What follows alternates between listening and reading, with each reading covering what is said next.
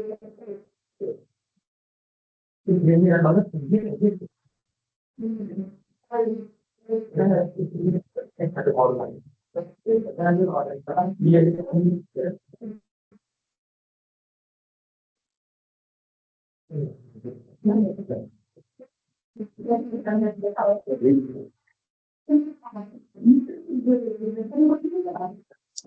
halo, selamat malam teman-teman. Udah kembali lagi ya di pembahasan soal kimia anorganik. Nah, jadi di video ini khusus untuk pembahasan soal ujian SKA, ya, struktur dan kereaktifan anorganik. Ujiannya ujian 1 tahun 2017. Ini ujiannya ada 6 soal. Nah, tapi yang di video ini dibahas yaitu yang soal nomor 4, 5, dan 6-nya. Semuanya mengenai padatan ya. Jadi kita gabungkan di satu video ini gitu. Supaya masih dalam satu topik yang mirip. Oke, kita mulai dulu dari nomor 5 aja ya. Soalnya ini saya nyimpennya nggak urutan sih. Oke, nggak masalah. Kita mulai dari nomor 5 dulu.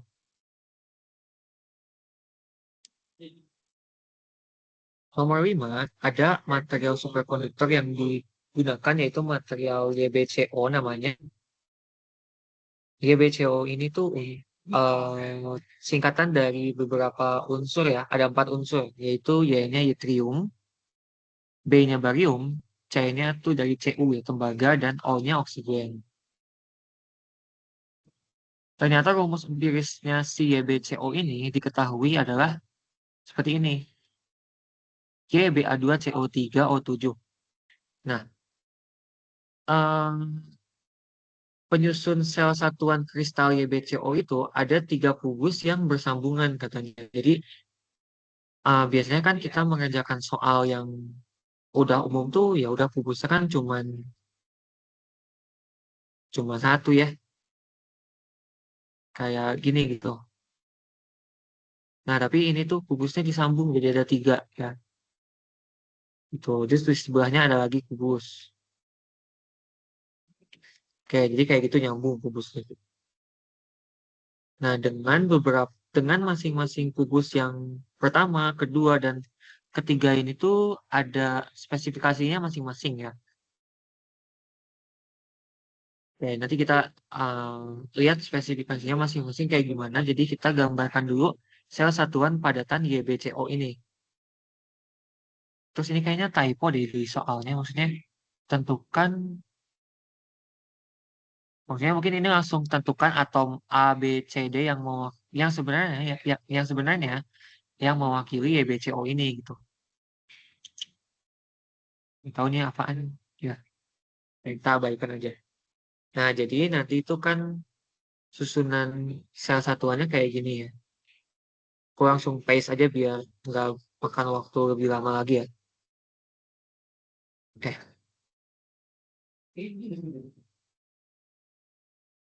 Nah, jadi ini kerangka kubusnya ada 3 kubus yang saling bersambungan, seperti kata soalnya. Oke, kita lihat kubus yang pertama dulu. Pada kubus pertama ini ya.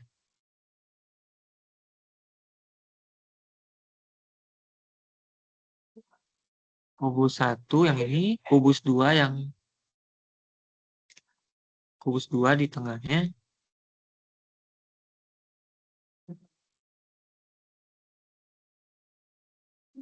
dan satu lagi kubus 3.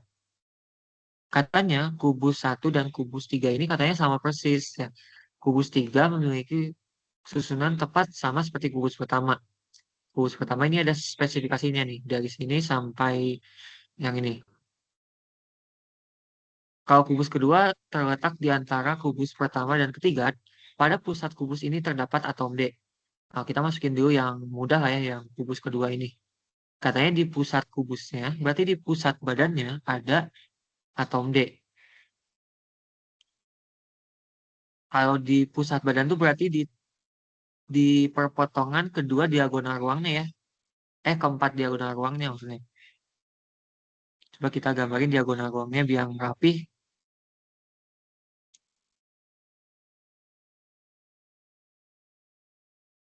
Ini yang pertama, terus ini yang kedua. Terus ini ya.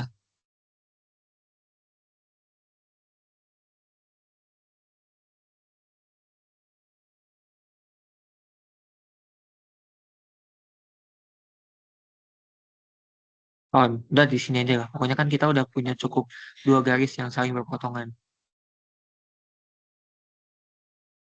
Kita kasih atom D-nya warna ungu ini deh.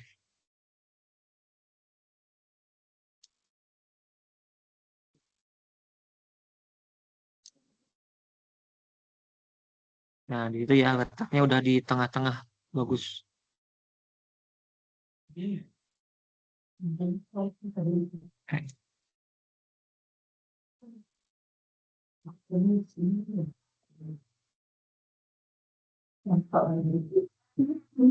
Oke, jadi di tengah-tengah kubus dua itu kita kasih keterangannya. Itu adalah atom D. Oke, kita lihat yang kubus pertama sama kubus ketiga sekarang. Kubus pertama ada atom A di setiap sudut kubusnya. Nah, kita kasih merah ya di setiap pusat kubus. Dan kayak segitu ya. Sini kita tinggal copy-copyin ke se- setiap pusat kubus. Setiap sudut kubus.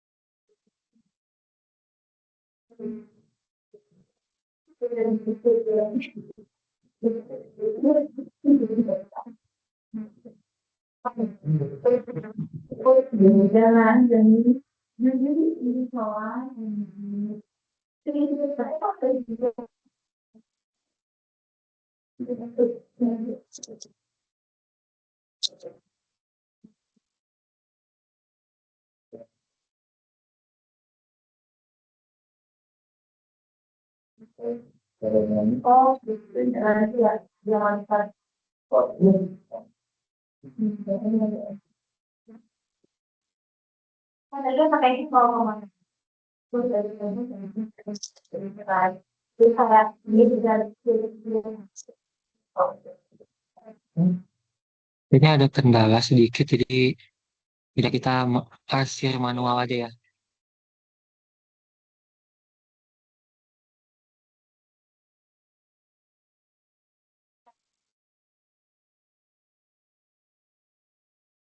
Atom A menempati setiap eh, pojok kubus, sudut kubus. Dan kubus tiga juga sama ya seperti kubus satu. Jadi kita lakukan hal yang sama.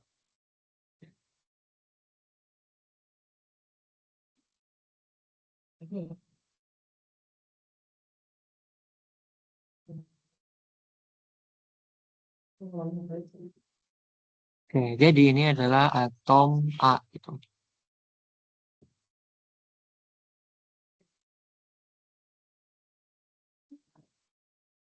Terus kita lihat yang atom B. Atom B kita kasih warna hijau. Atom B pada tengah-tengah 10 rusuknya. Jadi kita punya 12 rusuk, tapi yang keisi sama atom B-nya itu cuma 10 ya. Tapi dia nggak ngasih tahu ya, dua yang nggak keisinya itu yang mana kalau di kubu satu ini. Jadi mungkin kita bikin asumsi dulu ya. Mungkin bisa kayak gini gitu. Di tengah, yang penting di tengah-tengah setiap rusuk dulu ya. Jadi kita cobain di sini tiga, atas tiga, bawah tiga, sama yang di ekuatorialnya 4 gitu. Tuh 2, 3, 4. Nah, tuh. Dan kita lakukan hal yang sama di kubus 3 juga.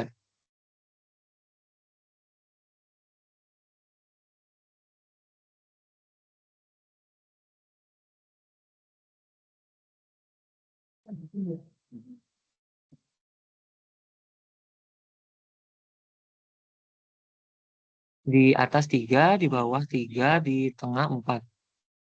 1, 2, 3, 4. Berarti kita harusnya menggambarkan 20 bulatan yang warna hijau ya. Artinya udah benar, 20. Oke, kemudian lanjut ke atom C.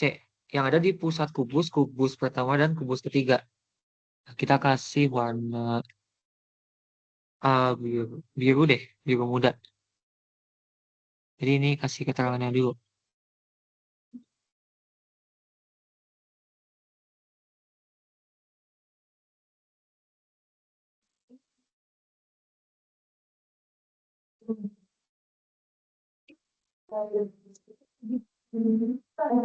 Yang biru ini adalah atom C. Ada di pusat kubus pertama dan ketiga. Jadi di sini ya, ini juga. Nah, kita udah selesai menggambarkannya. Tapi yang harus kita periksa tuh, kita kaitin lagi sama jumlah awal atau rumus empiris dari si senyawa YbCO tadi. Supaya kita bisa tahu masing-masing A, B, C, D ini mewakili unsur apa. Apakah dia yttrium, barium, tembaga, atau oksigen. Nah, gitu ya. Dengan kita melihat jumlah yang sebenarnya. Oke, berarti coba kita hitung. Jumlah atom A ada berapa? A itu kan yang warna merah. Nah, berarti kita lihat yang ada di pojoknya ada berapa. Pojok tuh yang ini ya. Tuh, 2, 3, 4, 5, 6, 7, 8. Nilai partikel ketika dia ada di pojok berarti 1/8. Nah, kemudian yang merah juga ada di pusat, bukan di pusat ya, di rusuk. Berarti yang ini. 1, 2, 3, 4, 5, 6, 7. Oh, ini kurang satu lagi nih. Maaf. Nah, gitu. Berarti ada 8 ya.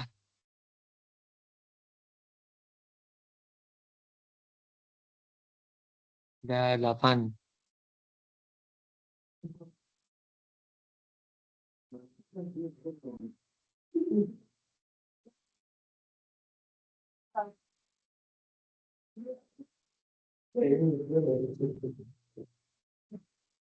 Jadi ada 8 yang di muka, dirusuk 8 kali 1/4.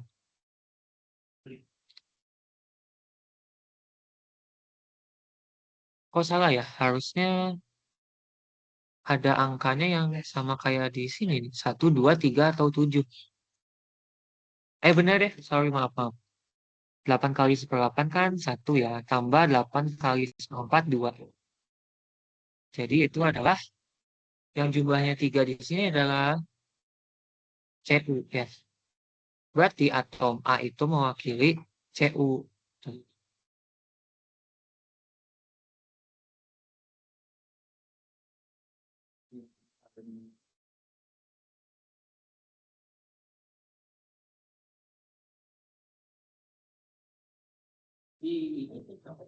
Oke, kemudian kita lihat yang B. B-nya jumlahnya ada. Nah, ini yang B yang banyak ya. Berarti harusnya kayaknya kemungkinan 7 ya. Karena kan dia tersebar di berbagai rusuk.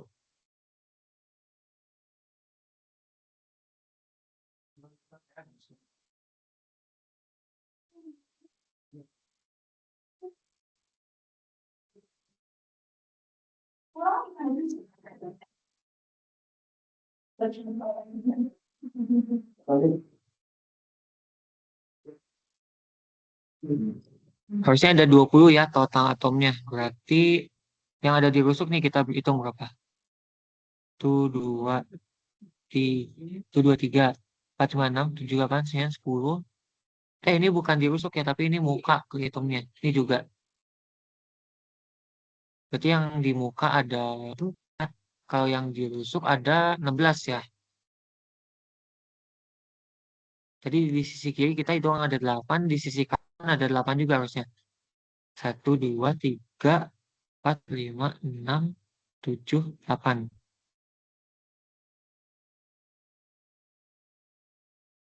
Berarti yang ada di rusuk itu 16 kali seperempat tambah 4 yang ada di muka.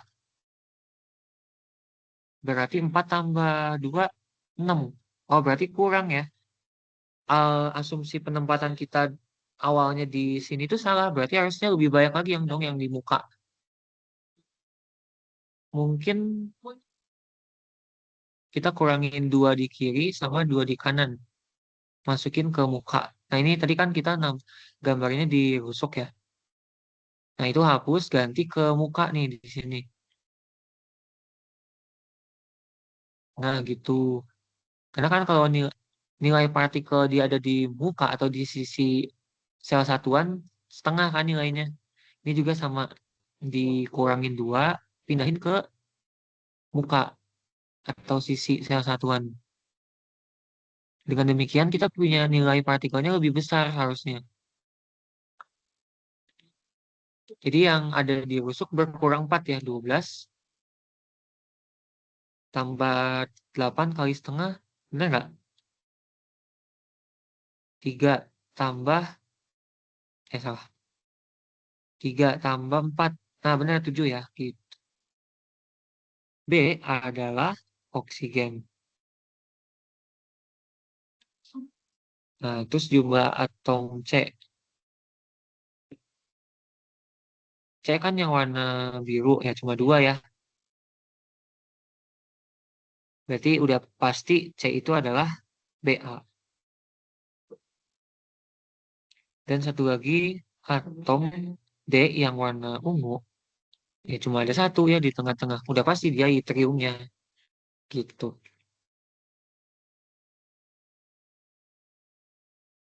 D adalah yttrium. Y. Oke, jadi udah kejawab nomor satunya.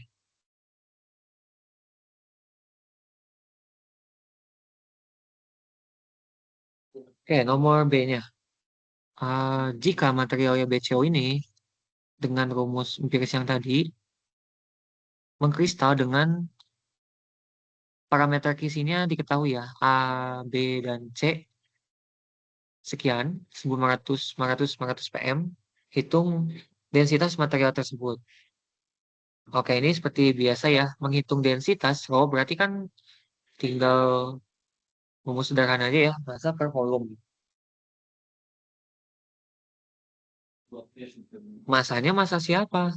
Nah, masanya itu adalah massa keseluruhan ini ya, 3 atom A, 3 atom Cu, 7 atom O, 2 atom Ba, dan 1 atom yttrium ya. Tuh. Sementara volumenya ya volume dari sel satuannya yang berbentuk balok.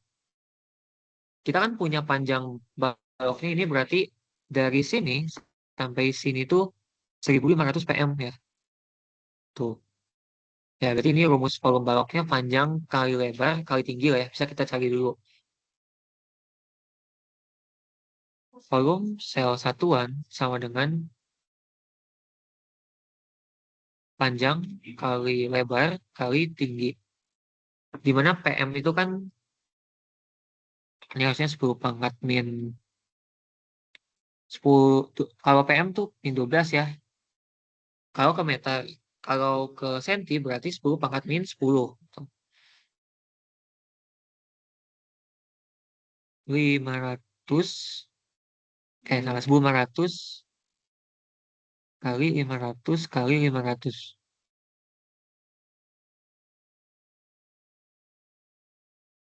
Karena 10 pangkat min 10-nya ada 3 kali, berarti 10 pangkat min 30 ya. Atau kita tuliskan gini aja lah. Nah, jadi itu volumenya.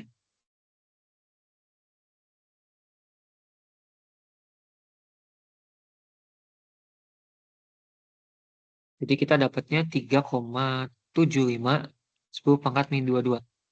Ini satuannya udah sentimeter kubik ya.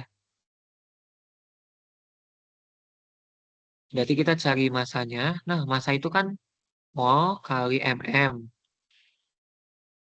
Ini mol kali mm untuk BA ya. Terus ada mol kali mm untuk CU, untuk Y, untuk O. Jadi ini kita gabungin si molnya. Enggak. Mol itu kan berarti ini ya, N per Avogadro. Dengan N itu jumlah partikel. Berarti hmm,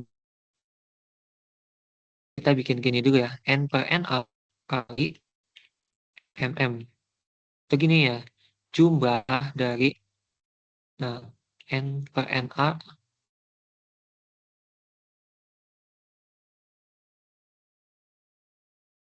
Gimana sih? Ya udah lah, pokoknya kayak gitu ya. N per NA kali massa molarnya. Nah, kita gabungin yang N per NA-nya ini gitu. Ini yang digabungin, maaf.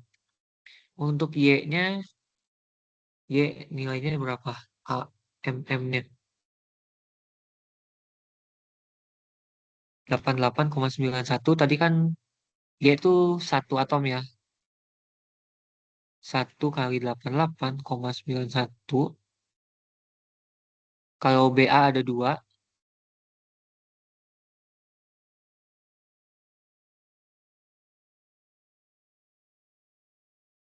CU ada 3, 3 kali 63,5. Dan yang terakhir O-nya ada 7, 7 kali 16. Semuanya dibagi dengan bilangan Avogadro.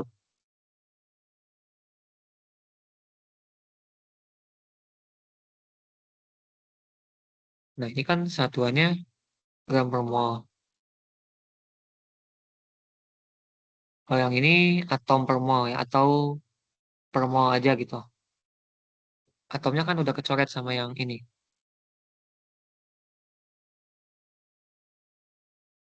Udah deh, berarti itu tinggal dibagi aja ya.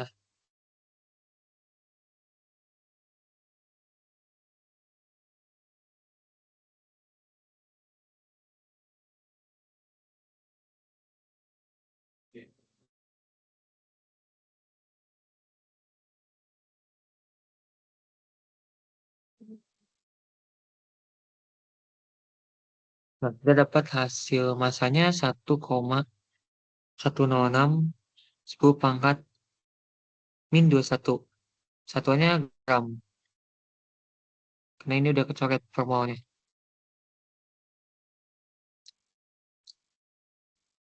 Berarti tinggal pakai rumus M per V. Dapat densitasnya.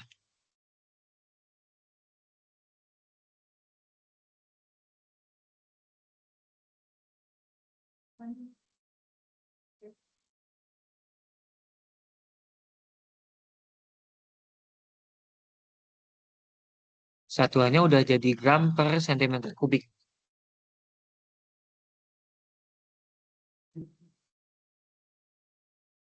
Oke, dapat ya. Jadi jawabannya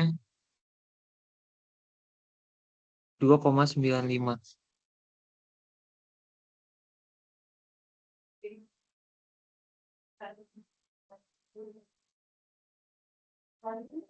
Oke, beres nomor 5.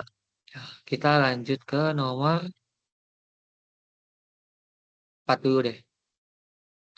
Yang siklus Born-Haber nomor 6 agak panjang penjelasannya. Oke, nomor 6 juga ini masih tentang kubus-kubusan ya. Tapi nggak serumit yang tadi.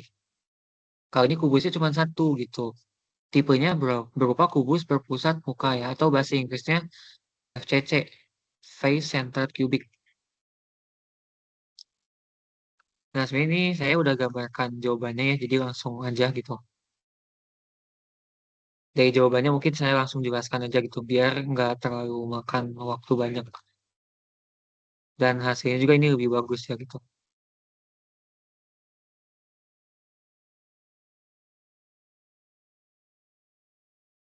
Nah, hmm, kubus berpusat muka berarti dia punya bola-bola atom yang menempati di masing-masing titik sudut.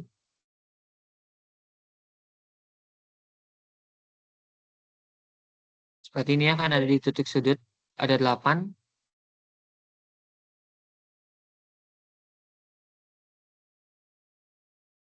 dan ada di setiap pusat muka,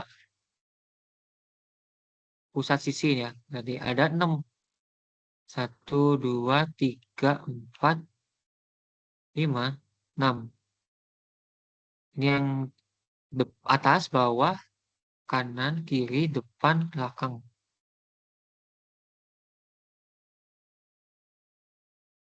Nah, ini tuh saya gambarkan awalnya karena saya gambarkan awalnya itu mirip kayak kubus dua kali dua ya biar gampang dan lebih presisi nentuin posisi pusat mukanya ini gitu. Dan jangan lupa ada keterangan tambahan di kubusnya ini mengandung 4 ekstra atom di dalam kubus. Sebenarnya ini kan dikasih tahu ya, posisi atomnya tuh harus di mana.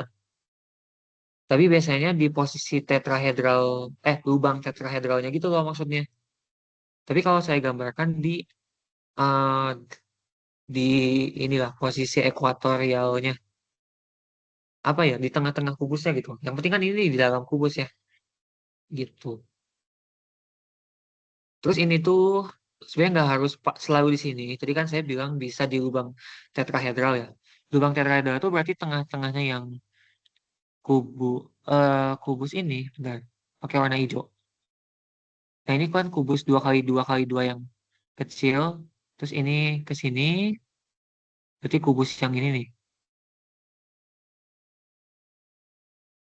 Terus yang di bawahnya 2 juga, tapi di sini gitu. Nah ini yang depannya gitu. Jadi ini tuh lubang tetrahedral kan. Tapi untuk jawaban ini ya sebenarnya sama aja sih mau nempatin 4 ekstra atomnya dimanapun. Yang penting kan di dalam kubusnya. Jadi udah selesai yang A, jawabannya seperti ini. Kalau mau dihapus kembali yang sketsa ininya, biar lebih bagus, boleh ini bebas ya. Nah gitu. Jadinya seperti itu. Oke, terus nomor B-nya, hitung jumlah sel satuan yang ada di bola tersebut. Eh,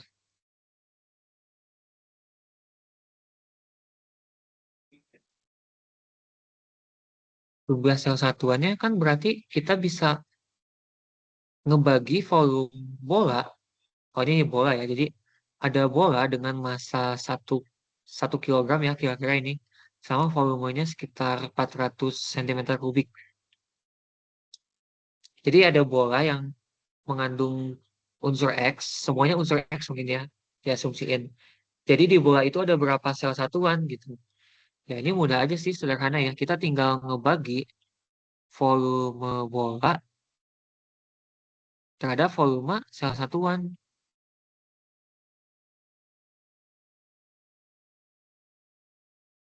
Volume bolanya 431.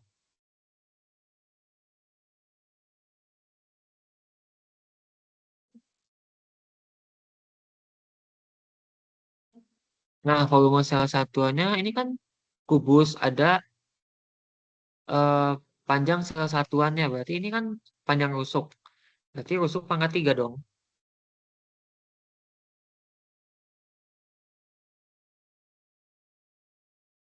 Tapi itu satuannya masih PM ya. Jadi kita samain dulu ke senti.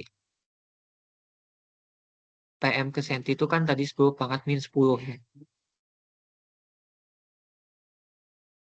5430996 10 pangkat min 10 pangkat 3.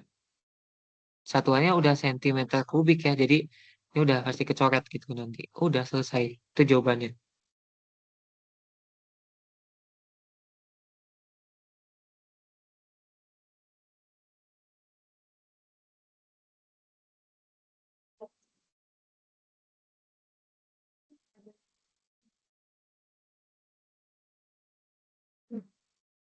Nah, kita udah dapat jawabannya. 2,69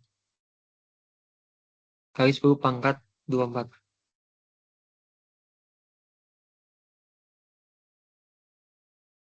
Sel satuan ya.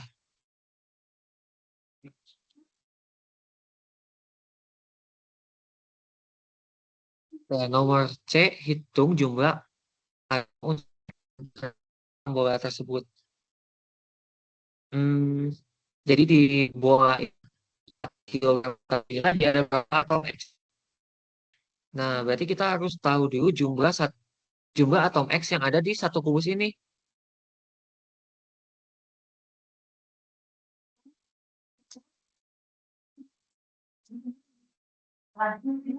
Jumlah atom X dalam satu sel satuan ada berapa?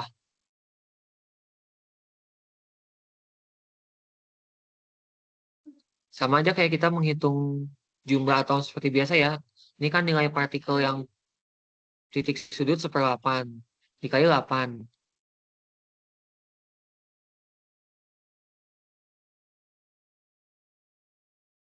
Tambah yang ada di muka setengah. Jadi 6 kali setengah.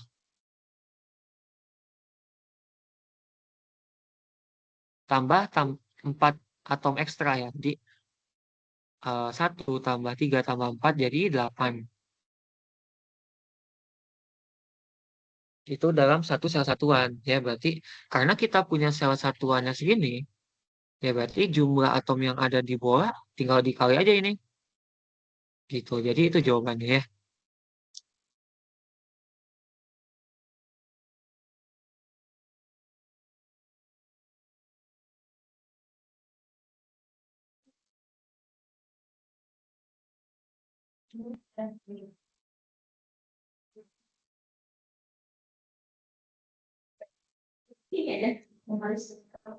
Kali 8 atom X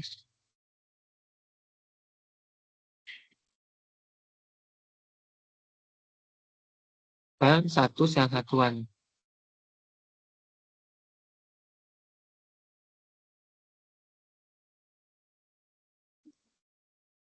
Ya habis. Tinggal dikali 8. Itu jawabannya. Jadi 2,152.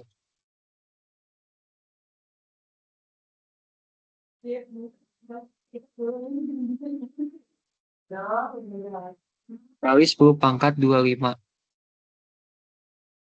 atom X. Oke. Nomor D. Hitung berapa mol unsur X yang terdapat dalam bola. Kita kan punya massa bolanya yang tersusun dari unsur X itu seberat 1000 gram ini. Ya udah kan kita punya data massa atomnya kan, mm-nya. Tinggal M per mm jadi mol. Basic banget ya ini kayak kidas biasa lah. Mol sama dengan M per mm. Seribuan ya tadi. Koma 645. 0645.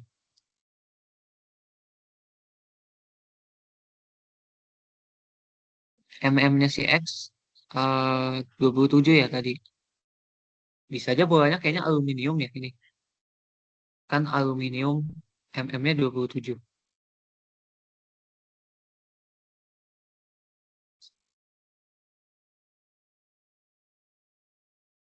Satuannya gram per mol. Jadi satuan akhirnya mol.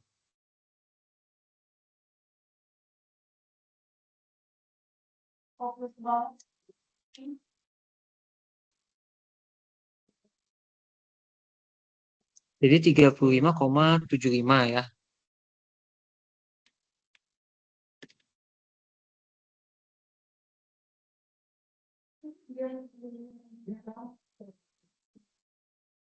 Jadi itu jawabannya. Terus yang terakhir untuk nomor 4.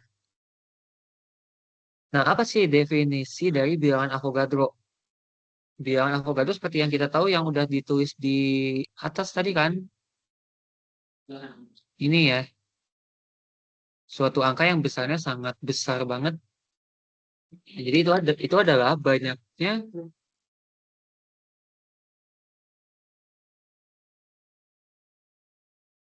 atom atau entitas gitu ya. Banyaknya entitas atau atom atau partikel gitu dalam satu mol yang jumlahnya sama dengan banyaknya atom karbon C12 dalam 12 gram karbon 12. Jadi seperti yang kita tahu ya, eh, yang dijadikan patokan untuk menentukan massa atom rata-rata itu kan karbon ya. Dimana kita tahu massa molarnya karbon 12 tepat gram per 1 mol karbon itu. Jadi 12 gram karbon kan 1 mol. Itu tuh ada 6,02210⁻³ atom karbon gitu ya. Nah, jadi intinya berapa banyak partikel dalam 1 mol gitu. Ini artinya bilangan Avogadro. Nah, dan kita diminta nentuin bilangan Avogadro itu benar nggak dapat sekian kalau dari jawaban ini itu. Ya udah kita tinggal hitung aja kan. Mol berarti sama dengan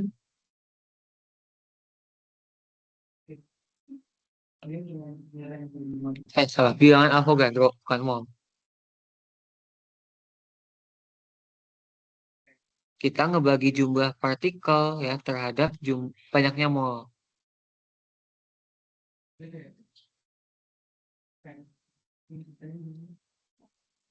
Karena ini satuannya atom berarti nanti hasil akhirnya atom per mol.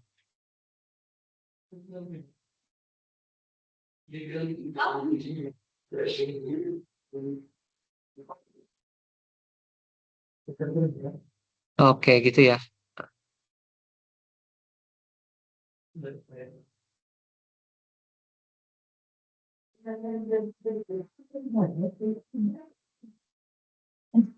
Nah, jadi kita dapat hasil akhirnya adalah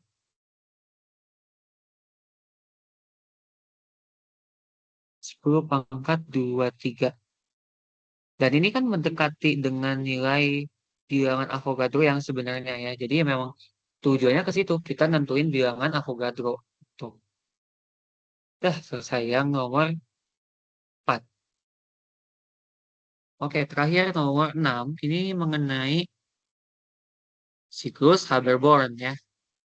Yang mengaitkan antara energi fisik, ya terus entalpi pembentukan, dan dia tuh mengaitkan juga energetika apa aja sih yang terlibat dalam pembentukan 1 mol padatan.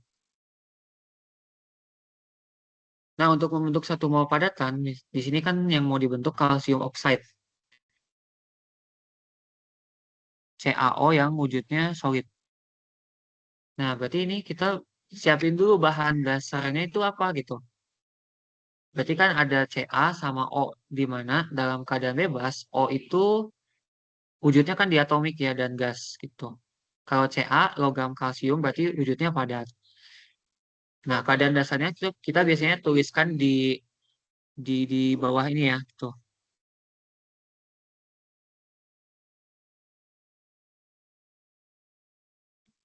Berarti awalnya kan Ca solid ya gitu. Ca solid dan O2 gas. Nah, terus ini ada suatu tingkat energinya tertentu gitu. Kita proses pertama ngubah Ca solid jadi Ca gas dulu.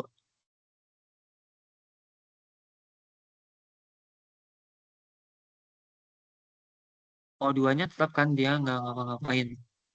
Oh ya benar, karena nanti kan O-nya kita hanya perlu satu aja nih, satu. Jadi di awalnya kita kasih setengah dulu.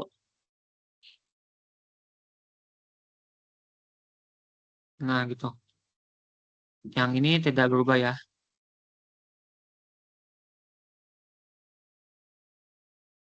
Udah, dari solid ke gas itu mengibatkan energi apa? Ada ya di sini. Entalpi atomisasi kalsium. Kita kasih lambang A lah ya di situ. Biar gampang nulis. Dia tandanya positif, berarti benar panahnya tuh ke atas ya. Kita gambarnya ini. Terus tahap 2, kita mengubah dari O2 gas jadi, kita mengubah O2 jadi atom O aja. Ada yang terlibatnya tuh di sini ya, entalpi atomisasi oksigen gitu. Ini kita kasih lambang B.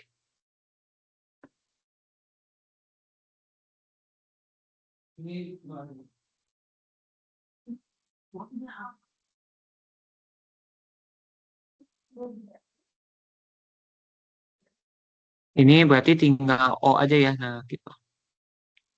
Kan setengah kali O2 berarti O-nya tinggal satu. Nah, tinggal kita bikin kelanjutannya, CA dan O ini itu harus bermuatan. CA-nya jadi 2 plus, O-nya jadi 2 min. Ya. Kalau yang CA-nya melalui proses energi ionisasi, di sini tandanya positif ya, berarti dua-duanya sama-sama ke atas. Nah, sedangkan yang afinitas elektron, kalau yang pertamanya minus, kalau yang keduanya positif. Jadi kita tuliskan eh, yang EI dulu.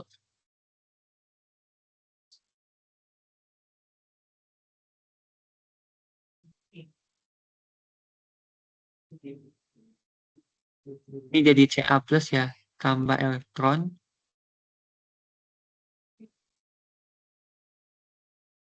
tambah O2.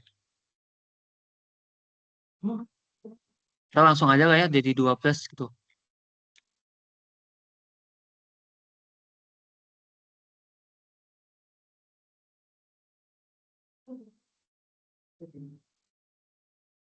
Tambah O, yes.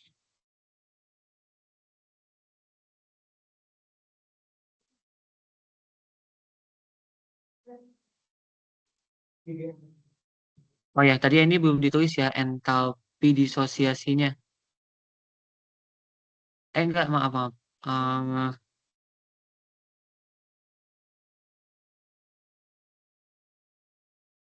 Bener deh, maaf. Ini Ca gas menjadi Ca2 gas. Jadi ini EI1 tambah EI2 ya. Nih, yang EI1-nya kan di sini kita lambangin C aja. EI2-nya D.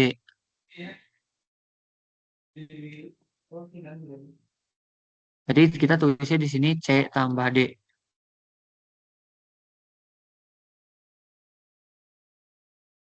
Atau ya udahlah kita tulisin satu-satu ya, masih ada space di atasnya. Jadi ini tulisnya satu dulu. Muatannya satu-satu.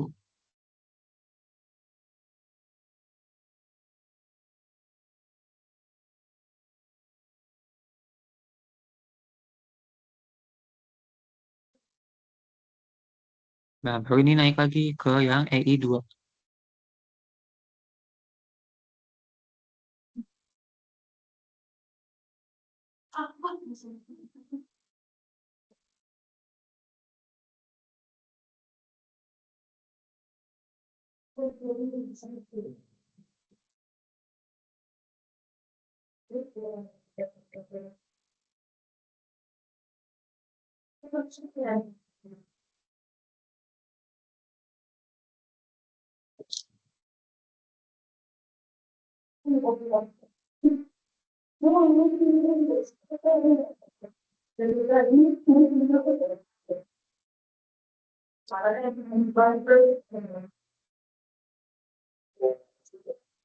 Yang ini D ya energinya karena energi ionisasi kedua.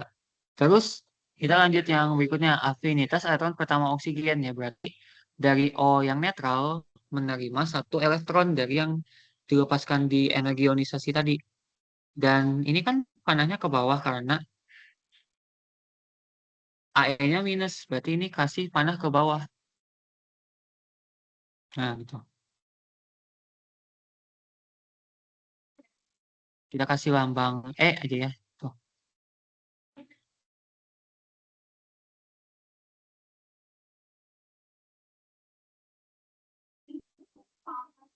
Jadi nanti jadinya Ca2+ gas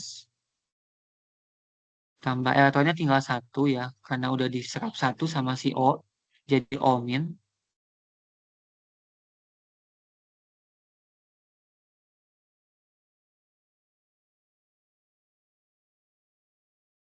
Terus AE2-nya dia naik lagi ya nih ke yang kedua kan ini positif. Jadi kita naik lagi ke atas.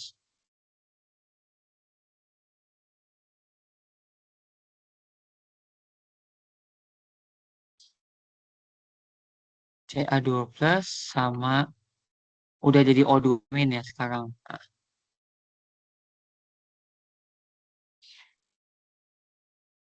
ini yang proses F.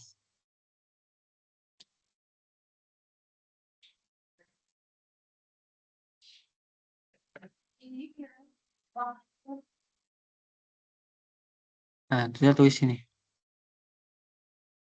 Udah, baru sekarang tinggal turun dari yang keadaan standar ini ke jadi senyawa padatannya.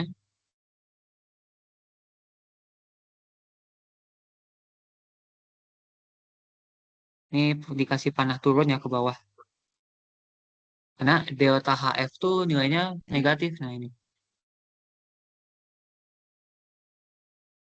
Kita tulisnya delta HF aja ya di sini. Delta HF tuh berarti ngebentuk si CaO-nya. Oke, dan ini juga turun ke bawah.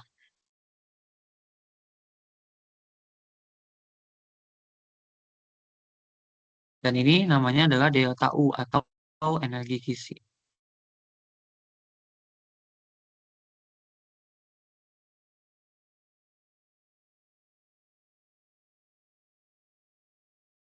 Oke, berarti udah jadi ya siklus Haber-Bohrnya gitu.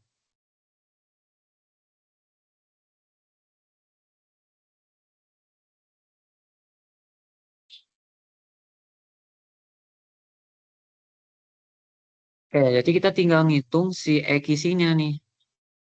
Tapi ada dua yang diminta. Kalau si eh, kation anionnya berbilok satu, jadi Ca-nya plus satu, O-nya min satu. Sama yang berbilok dua, jadi Ca2+ sama O2 min. Ada bedanya nggak gitu? Eh, nah, kita hitung yang bilok satu dulu ya. Nah, di sini yang ditulis di ruas kiri apa? Jadi mungkin kita definisikan dulu ya keadaan awal akhirnya itu yang mana. Nah, biasanya kita mulai kan dari sini. Karena ini kan keadaan standar. Dan akhirnya di sini gitu.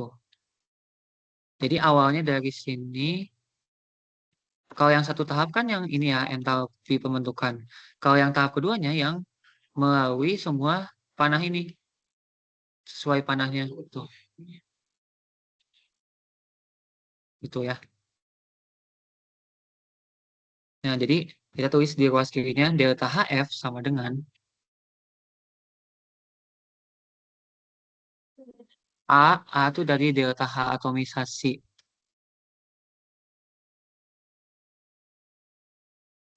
Ca tambah B-nya delta H atomisasi. Oh, dikali setengah ya, jangan lupa.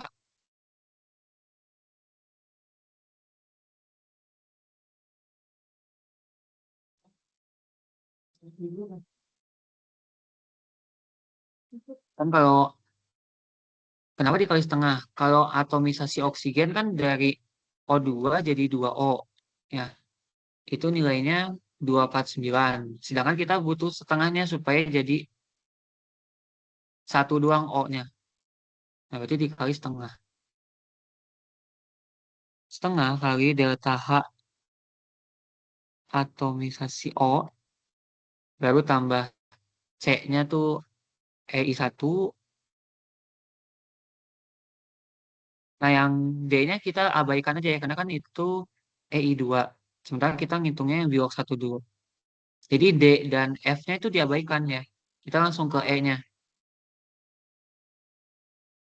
E-nya itu yang ini, AS1.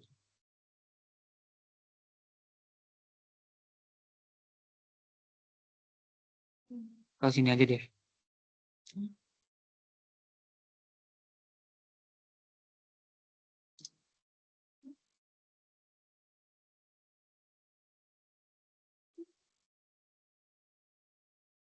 Sama yang terakhirnya ditambah energi kisinya yang mau kita cari. Delta HF-nya angkanya ada kan min 635,5.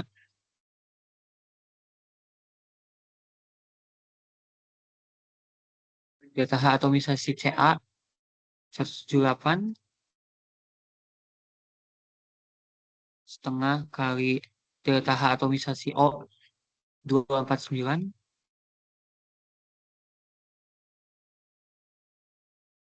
EI satunya 589,8,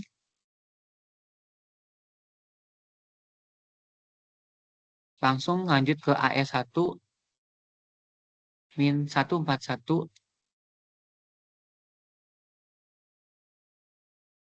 tambah E kisi. Oke, kita dapat E kisinya.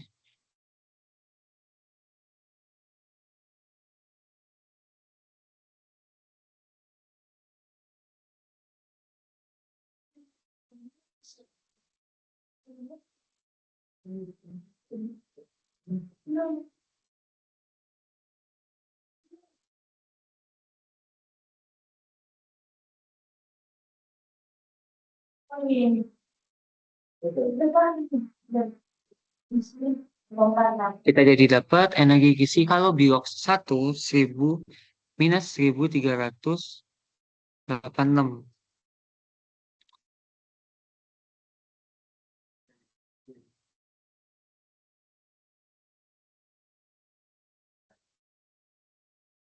Oke, sama persis untuk yang biok 2-nya, tapi eh, ya dia melibatkan yang AE2 ya sama EI2-nya gitu.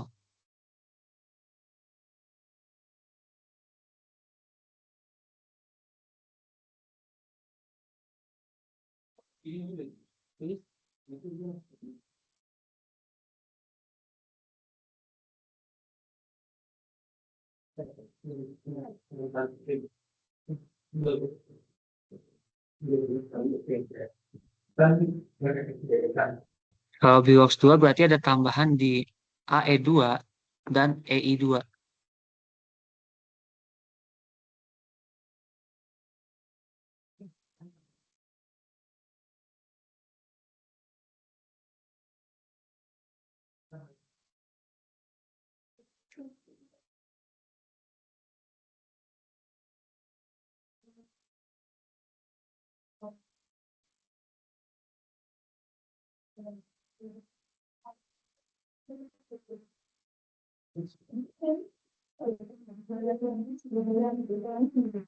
Tambahnya dari yang ke ini ya,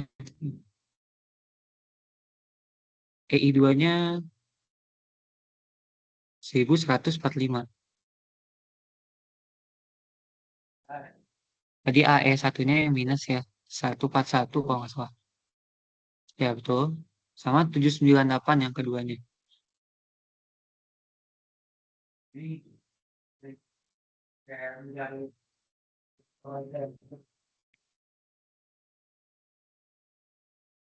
Tinggal tambah ekisi seperti yang mau kita cari sebelumnya.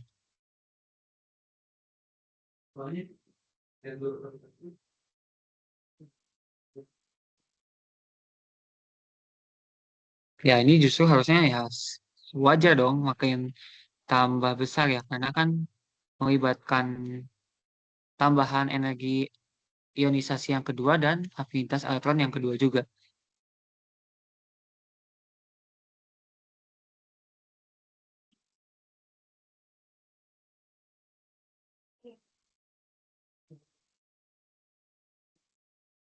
Nah, jadi kesimpulannya kalau untuk hmm, tadi kalau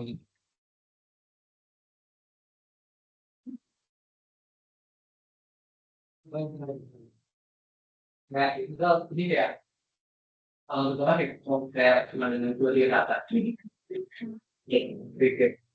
Oke, jadi kesimpulannya apa? Kalau jelaskan bilangan oksidasi mana yang terdapat dalam kalsium oksida. Ya udah jelas yang ini ya, karena kan Ca tuh golongan 2 berarti dia membutuhkan energi lebih banyak untuk melepaskan elektron valensinya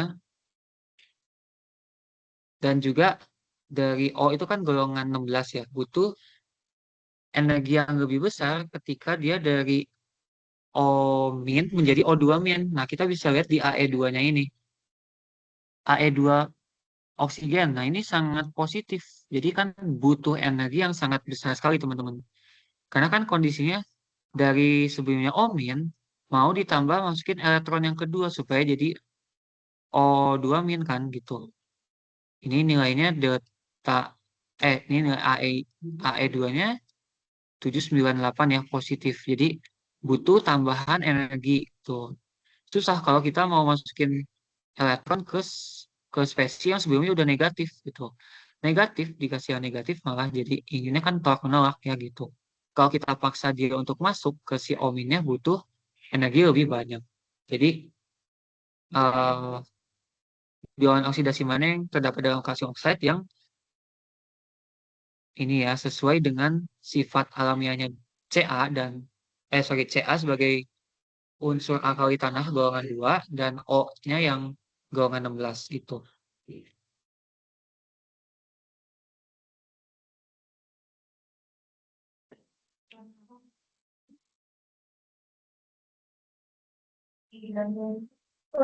Ya, mungkin sekian dulu ya pembahasannya dari nomor 4 sampai 6 sudah selesai. Oke, kita akan lanjut di video lainnya untuk menyelesaikan pembahasan yang nomor 1 sampai 3. Oke, sekian saya tutup. Terima kasih.